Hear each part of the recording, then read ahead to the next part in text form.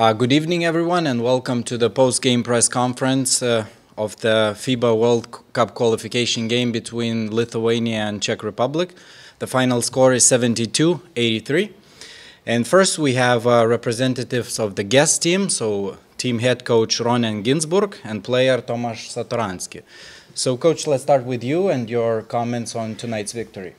I think it's another game of win of this bunch of players that prove it all over the last years. It's an amazing win for us to win here without Jan Vesely, that everybody know how he's important for us.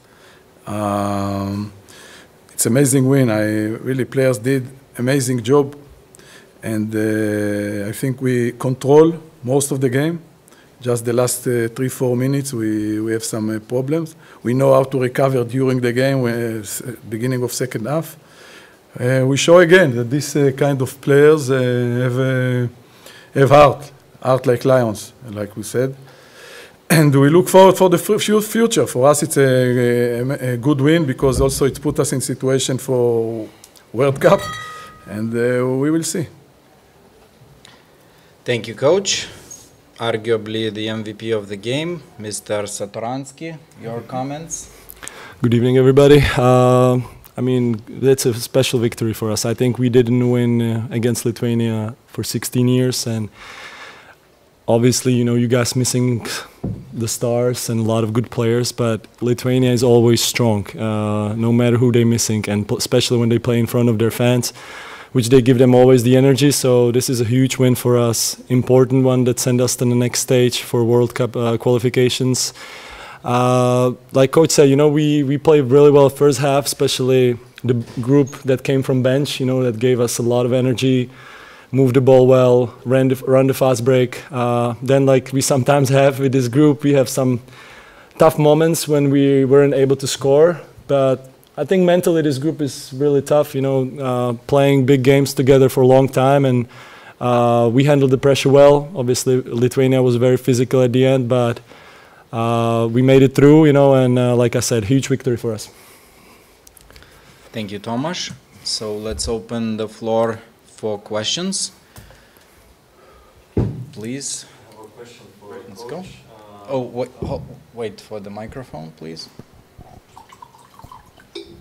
Coach, how much of panicking there was after that 1-3 start in the group and kind of not knowing what is ahead?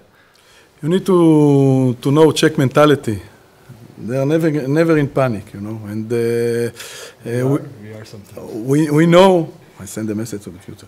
We know that we play with really not even the starting 8 players in these last 2 windows. So no panic. We know that we need to win at least 1 game, and it's not like different countries that a lot of time it's pressure and this. We are realistic. We know that we didn't play with our best players. When the best players will come, we can win everything. So no panic. Question for Tomasz. What did you find when you joined the squad? What did you feel it needed to win these 2 games in this window? I mean, everything comes very natural to me when I go back to national team. You know, we've been together for, I don't know, 10 years maybe, you know, with some players. So obviously we are confident from the results from the past, from the World Cup, going to Olympics. And so that kind of gives us that belief and confidence that we can win even in Lithuania. You know? Even because even though we didn't win here for 16 years. So we have that confidence, and every time I come to this group, I try to give them, you know, the right energy, some leadership, you know, on and off the court. But it really helps me that everybody trusts me, you know. So it's like I said, it's very natural to me. Tomasz, right now you've joined today Barcelona. What do you feel about this? I mean, very happy going back to Barca where I was before going to the NBA. It's a huge club, you know, that wants to win everything. So obviously it's going to be, you know, very ambitious, but a lot of pressure. But I kind of like that challenge, you know, for the future.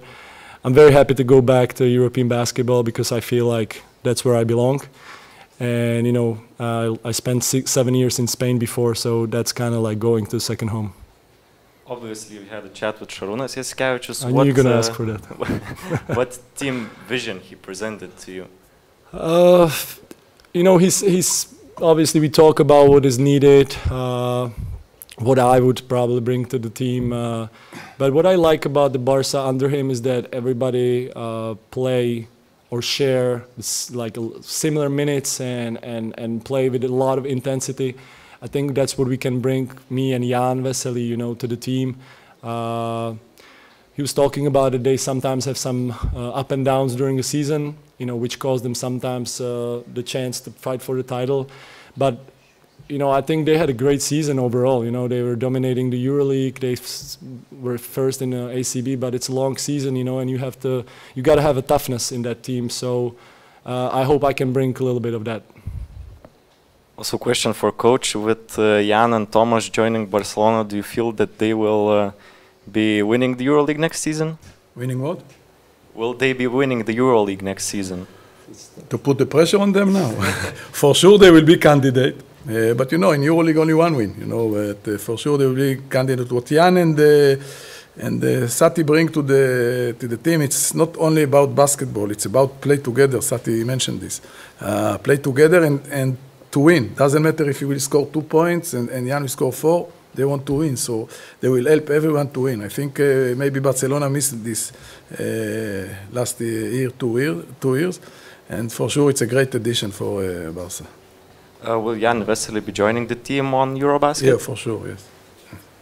And Tomas, you've had some chats with Jonas Valančiūnas during the game. Can you tell me what was exactly about?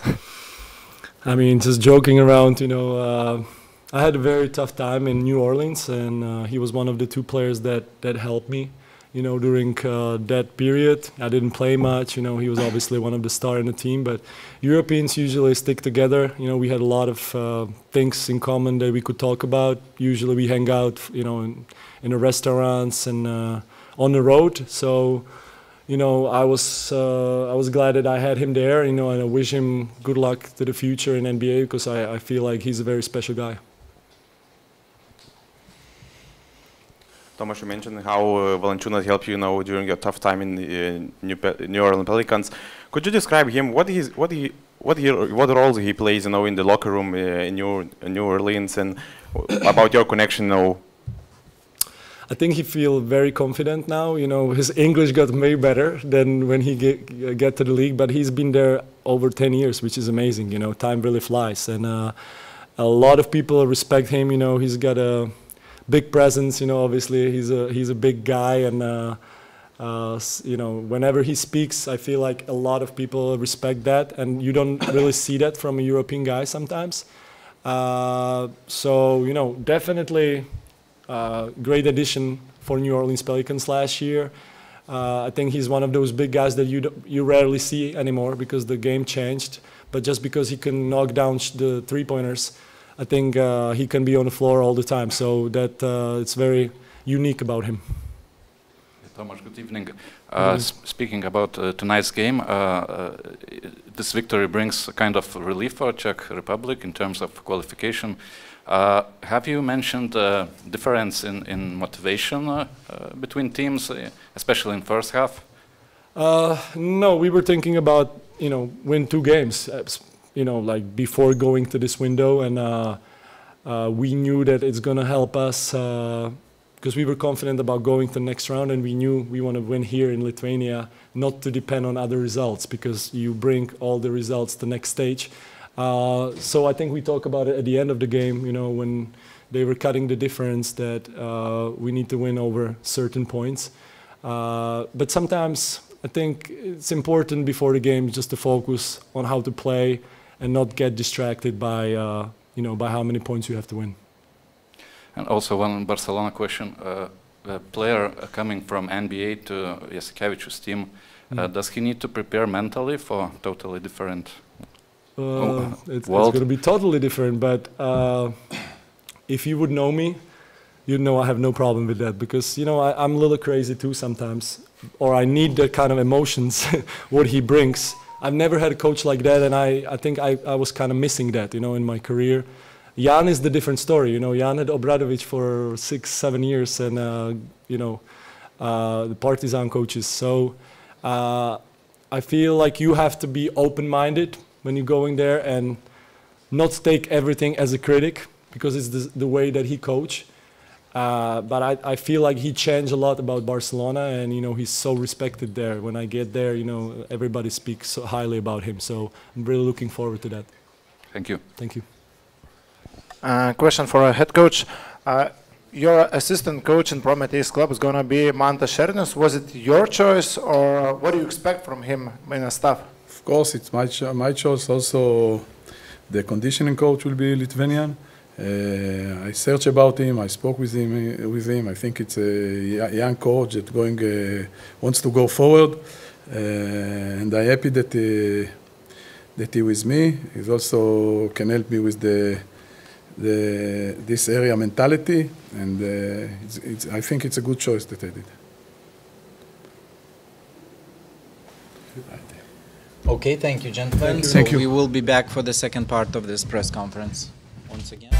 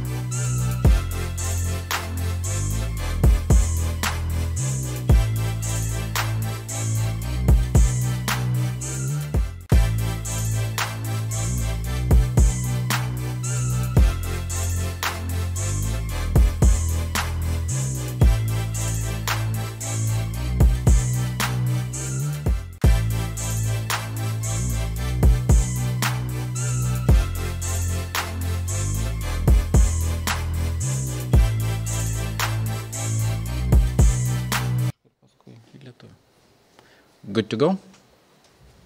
Okay, welcome back to the press conference after the game between Lithuania and Czech Republic. We now have representatives of Lithuanian team, the head coach Kazys Maksvytis and the player Tomas Dimša. So, coach, let's start with you. Your comments of tonight's game. I think today Czech team deserved to win. They were more physical, more in the game. We tried to do all the best. We made a good comeback. At the end of the day, we had plan B to lost not more than 8 points.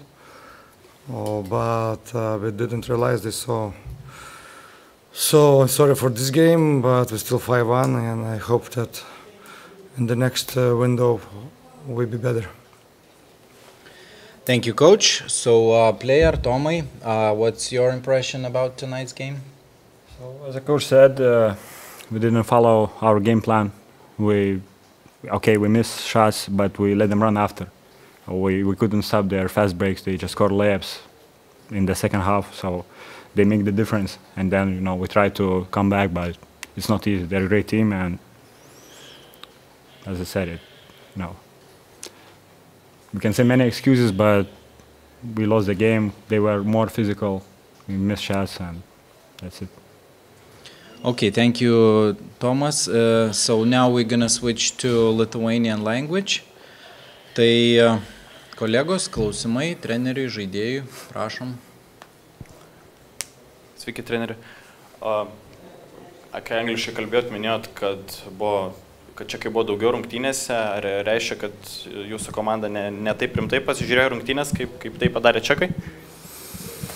Ne, nesakyčiau, kad nerimtai, jie buvo šviežesni, greitesni vienu žingsniu, jiems tai buvo mirk arba gyvenk rungtynės, ėjo kalba apie jų išėjimą į kitą etapą arba ne.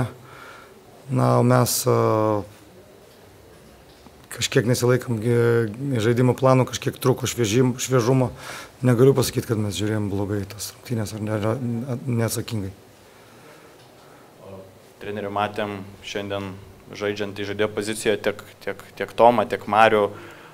Kiek šiame cikle galbūt pritrūko tikro žaidėjo, kuris galėtų sustatyti komandą į vietas? Pritrūko, tik vakar iškrito ir Vytenis Čižauskas, kuris turėjo kojos traumą, tai kaip sakant, likom su 2 žaidėjais, kurie iš vis galėjo atvykti šitą langą, iš visų lietuvių. Galim minėti visas pavardės, taip kad kažkiek trūko, be abejo, čekai žaidė fiziškai ištuminė iš savo pozicijų ir tiek Tomas, tiek Marius turėjo daugiau imtis žaidėjo vaidmens, galbūt nukentėjo jų rezultatyvumas. Na ir kitas dalykas, ne tik tai šitas, ką mums pavyko surinkti šitą langą. Čekai atvažiavo be vienintelio Veselio, o mes atvažiavom tai su žymiai silpnesnė, dar sunku net palygintas rinktinės kokią, kur mes turėjom stipresnę ar vidury sezono, ar vasarą, kur turėtume turėti geriausius žaidėjus, bet dėja sistema nėra dėkinga ir nėra lengva surinkti iškart po sezono visus geriausius žaidėjus. Tai tiek, dar ir dėdėjau. Treneri, minėjote, kad komanda sunkiai laikėsi plano. Kiek stipriai išmušė to pradžia sunkiai ir Igno Brazdai, kad vien anksti susirinktos pražangos, kalbant apie tą išsimušimą iš plano laikymas? Na, išsimušimą, bet vien pagal tą, ką žinom, tas ir įvyko. Čekai gerai pradeda rungtynės, pats geriausias būna pirmas kėlinys, pats blogiausias trečias. Tas ir įvyko, nors akcentavom žaidėjams, ypatingai pirmam kėlinį, kad didesnės pajėgas gynyboje anksti prisirinkom baudų. Na, o Ignas be abejo šitam lange tiek draugiškos rungtynėse, tiek oficialiuose buvo vienas iš lyderių ir be jo, ypatingai kai strigom puolime, kai pralaimėjom fizinę kovą, be jo buvo dar kažkiek sunkiau, nes jis yra vienas iš tų tokių atletiškesnių žaidėjų. Treneri, daug emocijų rungtynių pabaigoje, sakykite, čia daugiausiai dėl skirtingo traktavimo teisėjų, ar kas tam paėmė viršų? Ja, mes laikėmės plano B dėl, kad sumažinti iki 8 taškų arba mažiau.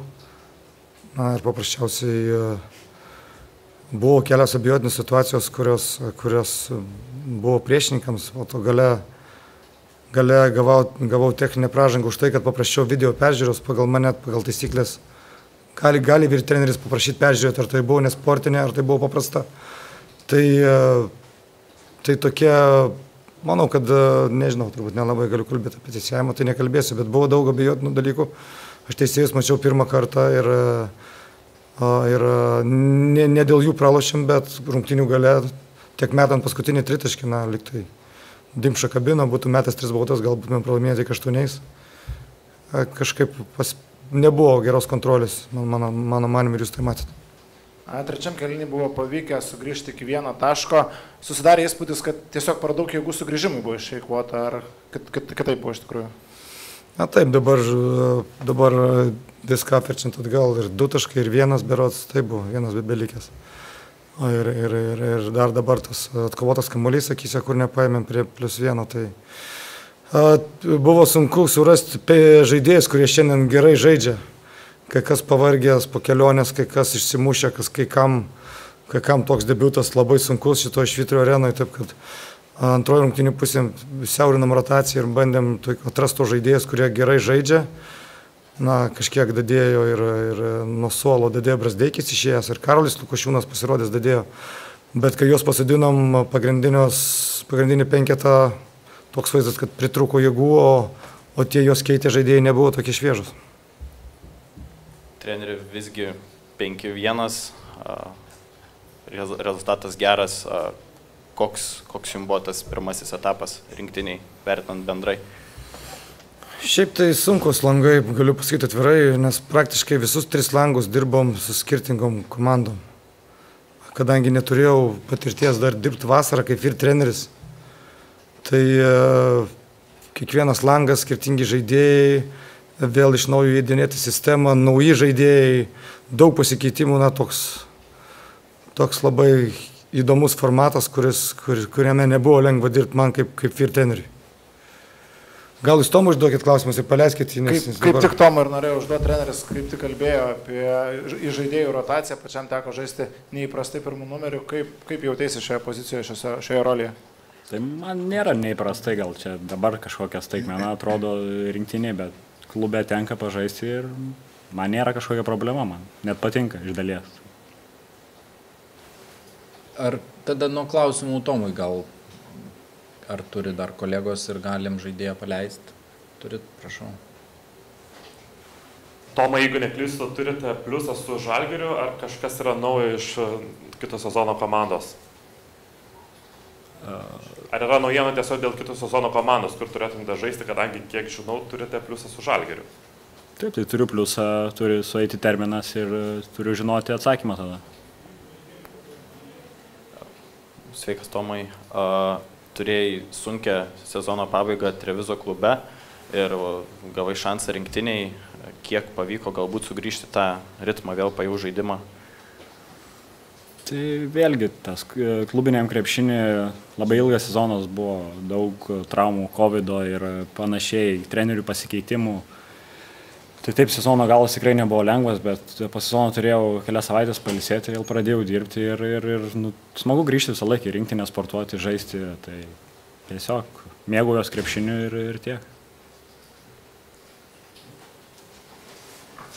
Aš Tomai jau neturiu klausimų, tai jeigu nieko kolegos Tomai. Tai Tomai, jo, ačiū. Paleidžiam, dar liekam su treneriu. Treneri, dar grįžtant prie tų mažų detalių. Tomašas Kyslinkas tarsi neturėjo būti staigmena, kadangi ir pirmose rungtynėse jis buvo labai svarbus faktorius, bet kas buvo čia Klaipėdoj su juo? Analizavom rungtynių planą, kaip sakant, jeigu 2 Satoranskio tritaškai, jis ne visada meta taip daug tritaškų, meta 1 arba 2 daugiausiai. Ir nėra pats geriausias, tiek yra prasiveržikas, tai panašaus stiliaus yra ir Kyslinkas, kur prieš rungtynės buvo toks ir planas, kad neleisti įsiveržti baudos aikštelį, išlaikyti prieš save. To plano neįsilaikėm. Jis įmetė 8-8 dvitaškiai, taip kad ardė mūsų gynybą, kai žaidėjas veržėsi, negali paprasčiausiai tiek kartų eiti ir sumesti, reikėjo išlaikyti didesnį atstumą, reikėjo stabdyti jo prasiveržimą.